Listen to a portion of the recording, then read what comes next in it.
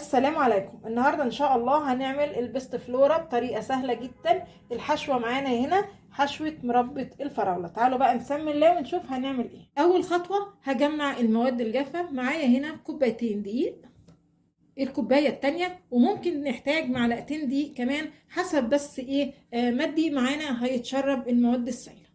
رشه ملح بسيطه قوي، يعني بصوا حاجه لا تذكر.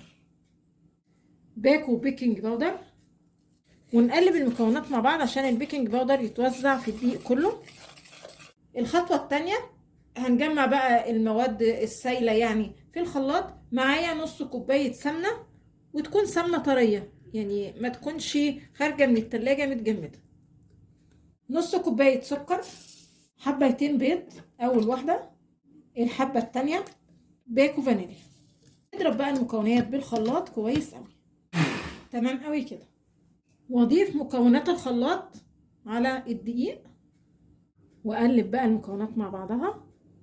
لميت العجينه بقى بايديا، ما ينفعش معلقه عشان زي ما قلت لكم ابقى عارفه هي محتاجه دقيق تاني ولا ايه. انا شايفه انها محتاجه لسه كمان معلقه علشان تلم كده معايا.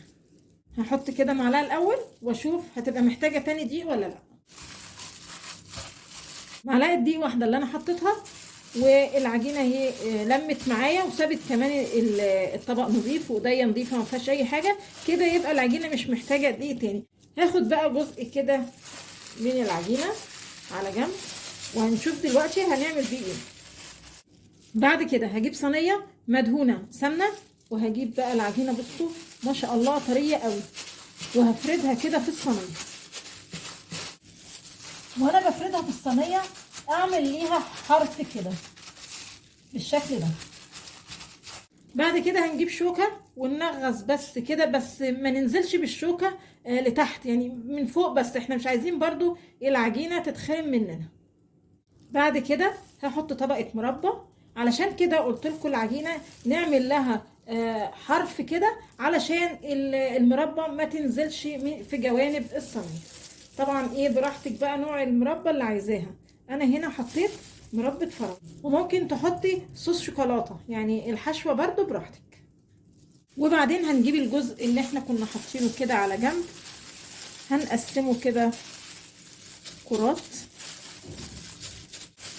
بالشكل ده، وكل كورة بقى هنفردها عشان انا عايزة اعمل شرايط كده ارصها فوق المربى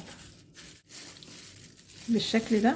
وممكن ما تعمليش شرايط، يعني ممكن العجينة دي تعملي بيها اشكال كده بقطعة البسكوت وبعدين تحطيها على المربى، يعني اي شكل تحبيه يجي في بالك اعمليه. الشكل الجميل ده عملت يعني شرايط كده عكس بعضها. هدخل بقى الصينية في فرن يكون سخن على درجة 180، كأنك بتسوي كيكة بالظبط، بس هي ما بتاخدش وقت الكيكة، بتاخد وقت اقل. خلاص كده استوت. تعالوا بقى ايه نشوف حتة كده عشان نشوف ايه الاخبار. دي النتيجة زي ما انتوا شايفين. يعني هي البيست فلورا نوع من انواع البسكوت، يعني جمالها انها تبقى ماسكة نفسها وفي الوقت نفسه بصوا طرية خالص وهشة. يا رب النهاردة الوصفة تكون عجبتكم، وانتظرونا ان شاء الله في فيديو جديد، وما تنسوش الاشتراك في القناة.